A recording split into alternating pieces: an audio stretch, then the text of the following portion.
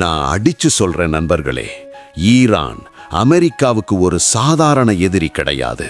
அதுக்கும் மேல இந்த வீடியோவை நீங்க பார்க்குறப்போ ஒரு ரியல் ஹாலிவுட் பொலிட்டிக்கல் த்ரில்லர் பார்த்த மாதிரி ஃபீல் வரும். ஒரு 10 நிமிஷம் மட்டும் வீடியோவை ஸ்கிப் பண்ணாம பாருங்க. பிடிச்சிருந்தா மட்டும் லைக் பண்ணுங்க, சப்ஸ்கிரைப் பண்ணுங்க. ஏன்னா இந்த கதை ஒரு நாட்டோட கதை இல்ல, உலக அரசியலை குலுக்கிவிட்ட ஒரு வரலாறு. 2026 உலகம் ஒரு நூலிழை மேலே நின்று கிடக்கிறது. மத்திய கிழக்கில் என்ன வேண்டுமானாலும் நடக்கலாம். குறிப்பாக அமெரிக்காவுக்கும் ஈரானுக்கும் நடுவில் இருக்கிற பகை இன்றைக்கு நேற்று உருவானதல்ல. இது ஒரு தனிப்பட்ட மனிதனுக்கு வரக்கூடிய கோபம் மாதிரி இல்லை. இது தலைமுறைகள் கடந்து வந்த இரத்த வெறி. ஒரு பக்கம் உலகின் மிகப்பெரிய வல்லரசான அமெரிக்கா, இன்னொரு பக்கம் பொருளாதார தடைகளால் நசுங்கிப் போன, போர்களால் கிழிந்து தொங்கும் ஈரான். ஆனால் இந்த ஈரான் அமெரிக்காவுக்கு ஒரு சாதாரண எதிரி கிடையாது. இது ஒரு தீராத தலைவலி. அமெரிக்கா எத்தனையோ நாடுகளை அடிபணிய வைத்திருக்கிறது, எத்தனையோ அரசாங்கங்களை மாற்றியிருக்கிறது. ஆனால் கடந்த 40 வருடங்களாக அமெரிக்கா நினைத்தும் முடிக்க முடியாத ஒரே விஷயம் ஈரான். ஏன் ஈரான் மட்டும் அமெரிக்காவுக்கு இவ்வளவு பெரிய பிரச்சனையாக இருக்கிறது? 2024 சிரியா வீழ்ந்ததற்கு பிறகும் 2025 நடந்த அந்த பயங்கரமான 12 நாள் போருக்கு பிறகும் ஈரான் எப்படி இன்னும் தாக்குப்பிடித்து நிற்கிறது? இந்த கேள்விக்கான பதில் அரசியலில் மட்டுமில்லை, மனித மனநிலையிலும் பழிவாங்கும் உணர்ச்சியிலும் கலந்திருக்கிறது. இந்த வரலாற்றை புரிந்து கொள்ள நாம் காலச்சக்கரத்தை பின்னோக்கி திருப்ப வேண்டும். இரத்தம் தோய்ந்த 1953 ஆண்டுக்கு. அங்கேதான் எல்லாம் ஆரம்பித்தது.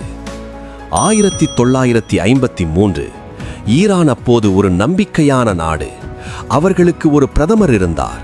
அவர் பெயர் முகமது மொசாத். அவர் செய்த ஒரே ஒரு தப்பு என்ன தெரியுமா? எங்கள் நாட்டின் எண்ணெய் எங்களுக்குத்தான் சொந்தம் என்று சொன்னதுதான். அதுவரை பிரிட்டிஷ்காரர்கள் தான் ஈரானின் எண்ணெயை உறிஞ்சிக் கொண்டிருந்தார்கள். மொசாத் என்ன செய்தார்? இனி இந்த எண்ணெய் ஈரானிய மக்களுக்குத்தான் என்று அறிவித்து அதை தேசியமயமாக்கினார். மேற்கத்திய நாடுகளுக்கு இது ஒரு பெரிய அதிர்ச்சி, குறிப்பாக பிரிட்டனுக்கு. அவர்கள் நேராக அமெரிக்காவை அணுகினர். மொசாத் கம்யூனிஸ்டாக மாறிவிடுவார், ரஷ்யா பக்கம் போய்விடுவார் என்று பயத்தை கிளப்பினர். அப்போது அமெரிக்கா என்ன செய்தது தெரியுமா? ஜனநாயகத்தை பற்றி பேசும் அந்த அமெரிக்கா ஈரானின் ஜனநாயகத்தை குழி தோண்டி புதைத்தது. அந்த திட்டத்தின் பெயர் ஆபரேஷன் ஆஜாக்ஸ். CIA மற்றும் MI6 இணைந்து மக்கள் தேர்ந்தெடுத்த பிரதமரை பதவியிலிருந்து அகற்றினர். அதற்கு பதிலாக ஷா முகமது ரஸா பலவியை ஆட்சியில் அமர்த்தினர். அது அன்றைக்கு அமெரிக்காவுக்கு ஒரு வெற்றி போல இருந்திருக்கலாம். ஆனால் அன்றைய நாளில் ஈரானிய மக்களின் மனதில் விதைக்கப்பட்ட விதை வெறுப்பு விதை. எங்கள் விதியை தீர்மானிக்க அமெரிக்கா யார் என்ற கேள்வி ஒவ்வொரு ஈரானியனின் மனதிலும் எழுந்தது. அடுத்த 25 வருடங்கள் ஷா ஒரு சர்வாதிகாரியாக ஆட்சி செய்தார். அவரின் பின்னால் இருந்தது அமெரிக்கா. ஈரானை ஒரு யூரோப்பிய நாடு போல மாற்ற நினைத்தார். ஆனால் அதே நேரத்தில் சாவக் என்ற ரகசிய காவல்துறையை வைத்து தன்னை எதிர்த்த அனைவரையும் சித்தரவை செய்தார். அமெரிக்கா கொடுத்த ஆயுதங்களை வைத்து சொந்த மக்களையே அடக்கினார். மக்களின் கோபம் எரிமலை போல உள்ளுக்குள் குதித்துக் கொண்டே இருந்தது.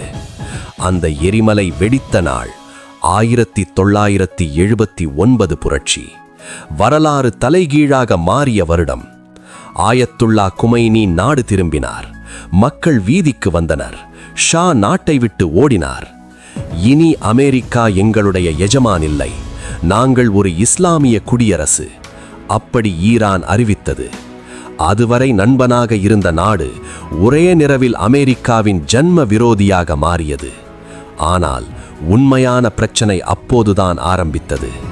தெஹ்ரானில் இருந்த அமெரிக்க தூதரகத்திற்குள் ஈரானிய மாணவர்கள் புகுந்தனர். 52 அமெரிக்க அதிகாரிகளை பிணை கைதிகளாக பிடித்தனர். ஒரு நாள் இல்லை, 444 நாட்கள். உலகின் மிகப்பெரிய வல்லரசு தன்னுடைய அதிகாரிகளை மீட்க முடியாமல் திணறியது. அமெரிக்காவுக்கு இது மிகப்பெரிய அவமானம். அன்றைக்கு விழுந்த அந்த அடி அமெரிக்காவின் மனதில் இன்னும் ஆறவில்லை. அன்றைக்கு ஈரானியர்கள் தெருக்களில் முழங்கிய அந்த கோஷம், மார்க் பார் அமெரிக்கா, அதாவது அமெரிக்காவுக்கு மரணம். அந்த சத்தம் இன்று 2026 வரை எதிரொலித்துக் கொண்டே இருக்கிறது. சரி, 1979 பகை உருவானது. ஆனால் அதன் பிறகு எப்படி ஈரான் இவ்வளவு பெரிய சக்தியாக மாறியது? அதற்கு காரணம் ஈரானின் நிழல் யுத்தம். ஈரானுக்கு தெரியும், அமெரிக்காவுடன் நேருக்கு நேர் மோதினால் ஜெயிக்க முடியாது. அதனால் அவர்கள் ஒரு வேறு வழியை தேர்ந்தெடுத்தனர். அதுதான் ப்ராக்ஸி வார். அதாவது தானே நேரடியாக சண்டை போடாமல் தனக்காக சண்டை போடும் சக்திகளை உருவாக்குவது. லெபனானில் ஹிஸ்புல்லா, காசாவில் ஹமாஸ், ஏமெனில் ஹூத்தீஸ், சிரியாவில் அசாத் அரசாங்கம். இந்த எல்லா அமைப்புகளையும் ஒன்றாக இணைத்து ஆக்சிஸ் ஆஃப் ரெசிஸ்டன்ஸ் என்ற பாதுகாப்பு வளையத்தை ஈரான் உருவாக்கியது. கிட்டத்தட்ட 38 வருடங்களாக இந்த பாதுகாப்பு வளையம்தான் ஈரானை காப்பாற்றிக் கொண்டிருந்தது. ஆனால் 2024 முதல் 2026 வரை நடந்த சம்பவங்கள் இந்த அமைப்பை சிதறடித்து விட்டன. December 2024, Syria. ஈரானின் மிக முக்கியமான கூட்டாளி பஷார் அல் அசாத், அவரின் ஆட்சி சரிந்தது. அசாத் நாட்டை விட்டு ஓடினார். சிரியா ஈரானின் பிடியிலிருந்து நழுவிப் போனது. அது ஈரானுக்கு மிகப்பெரிய இழப்பு. ஈரானிலிருந்து லெபனானுக்கு ஆயுதங்கள் செல்லும் முக்கிய பாதை சிரியாதான். அந்த பாலம் உடைந்தது.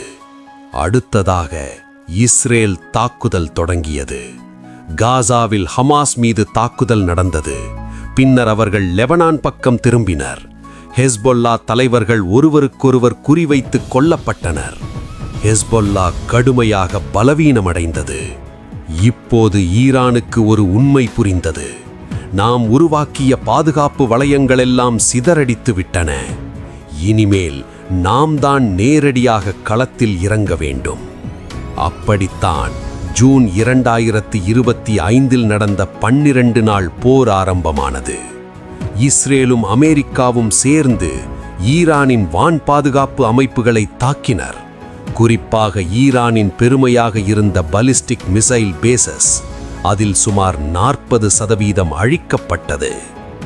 இப்போது நாம நிகழ்காலத்துக்கு வருவோம். மார்ச் 2026.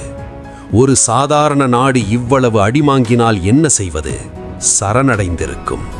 ஆனால் ஈரான் அப்படி செய்யவில்லை. அதுதான் இப்போது அமெரிக்காவுக்கு பயத்தை உண்டாக்குகிறது. காயப்பட்ட புலி மிகவும் ஆபத்தானது. படைகள் பல இழந்துவிட்டது. கூட்டாளிகள் பலர் வீழ்ந்து விட்டனர். பொருளாதாரம் பாதிக்கப்பட்டுள்ளது. ஆனால் ஈரானிடம் இன்னும் ஒரு ஆயுதம் இருக்கிறது. அது நியூக்ளியர் வெப்பன்.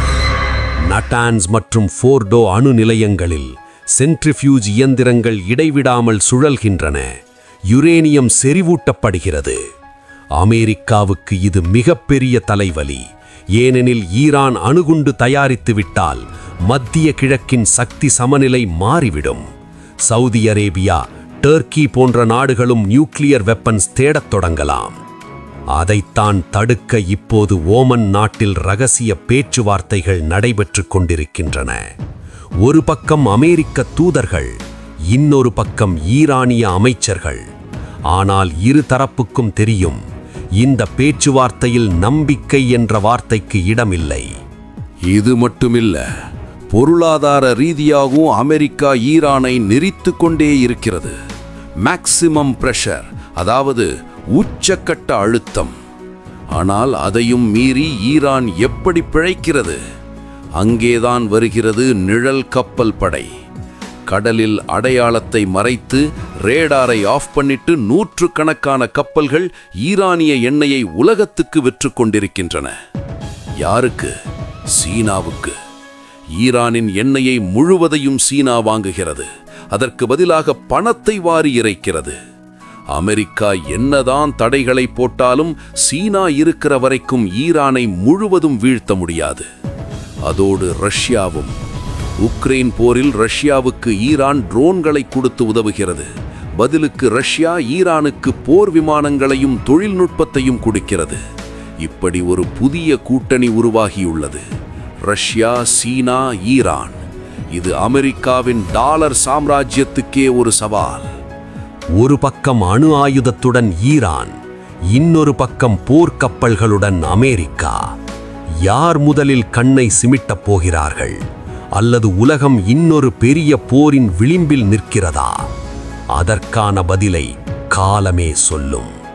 ஆனால் ஒன்று மட்டும் நிச்சயம், மத்திய கிழக்கில் அமைதி இப்போதைக்கு ஒரு எட்டாக் கனவு. நண்பர்களே, இந்த வீடியோவின் பின்னால் பெரிய உழைப்பும் நிறைய நேரமும் இருக்கிறது.